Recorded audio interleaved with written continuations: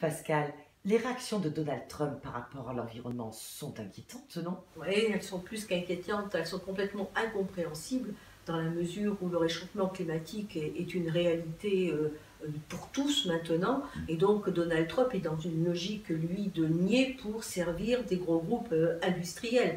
Donc pas du tout, bien sûr, c'est pas du tout ma position. Moi, je fais vraiment des questions environnementales un enjeu important, d'une manière transversale dans les différents secteurs où, en tant que député, nous sommes amenés à intervenir. Donc vraiment une préoccupation.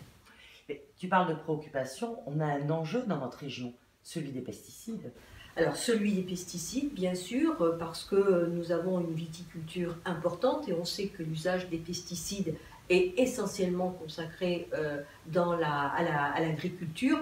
Donc il y a une vigilance forte à avoir. Je crois qu'il y a déjà plusieurs plans éco-sanitaires, phytosanitaires qui se sont mis en place. Il y en a eu un, puis un deuxième. Les budgets ont été augmentés, donc il faut continuer sur cette prise en compte avec un accompagnement fort en termes d'information, en termes de qualification aussi, parce que je crois que tant l'agriculteur que les personnes qui peuvent vivre autour de cette agriculture, eh bien, nous avons à prendre un enjeu humain et un enjeu écologique et un enjeu professionnel.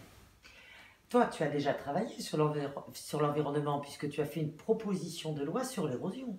Oui, mais alors, je vais en dire deux mots, mais c'est vrai aussi pour l'estuaire, pour les inondations, pour la submersion. Donc c'est vraiment une question sur notre territoire qui est importante puisque son essor environnemental est fort. Alors sur l'érosion, tout simplement, oui, j'ai écrit une proposition de loi pour essayer de donner les premiers outils aux communes qui sont concernées par cette problématique pour qu'elles puissent commencer à mettre en place leur stratégie locale de défense, soit immédiate, soit en repli.